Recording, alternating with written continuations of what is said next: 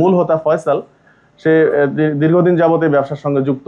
যে ধারাতে আজকে মামলা হলো, কবর থেকে কঙ্কাল চুরির যে ধারাটি, তারা আমাদের কাছে স্বীকার করেছে কেউ 50টি, কেউ 20-25টি এ পর্যন্ত বিক্রি করেছে।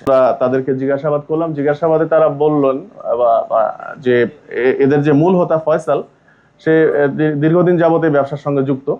তাদের অনলাইনে তারা বোন সেলিং একটি গ্রুপ আছে, এই গ্রুপে তার 700 জন কর্মী তারা কাজ করে এবং গ্রুপ মেম্বার 20,000-এর মতো।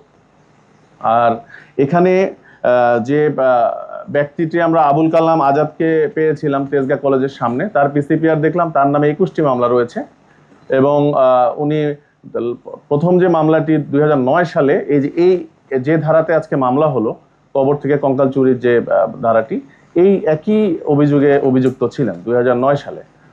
তার মানে এখন পর্যন্ত তার নামে আমরা টোটাল 21টি মামলা পেয়েছি, এই কঙ্কাল চুরি সংক্রান্ত, ডাকাতির প্রস্তুতি, মাদক সহ আরো অন্যান্য ধারায়। আর তার যে সঙ্গী যাকে আসাদুলকে আমরা পেয়েছিলাম তেজগাঁ কলেজের সময়, তার নামে আমরা 2টি মামলা পেয়েছি, ডাকাতির প্রস্তুতি এবং চুরি। আর এই দুই স্টুডেন্ট যে দুজনকে আমরা পেলাম, তারা আমাদের কাছে স্বীকার করেছে যে তারা গত কয়েক বছর যাবতই এই কঙ্কাল যে অবৈধভাবে যে কবর থেকে উত্তোলনের পরে প্রসেস করে যে বিক্রি করার এই কাজের সঙ্গে তারা যুক্ত। তারা আমাদের কাছে স্বীকার করেছে কেউ 50টি, কেউ 20-25টি এ পর্যন্ত বিক্রি করেছে। তো এটি আমাদের আপাতত অভিযানে আমরা যেটি পেয়েছি। তো তাদের বিরুদ্ধে আমরা আইনগত ব্যবস্থা প্রক্রিয়াধীন, মামলা রুজু হয়ে গিয়েছে, তাদেরকে একটু পরে বিজ্ঞ আদালতে প্রেরণ করা হবে।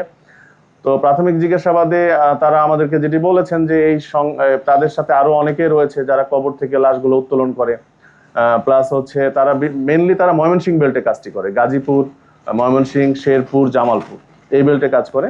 তো আমরা ফার্দার রিমান্ডে নিয়ে এসে তাদেরকে আরো জিজ্ঞাসাবাদ করব এবং এই চক্রে আরো যারা বাহিরে রয়েছে তাদেরকে আইনের আওতায় আনার চেষ্টা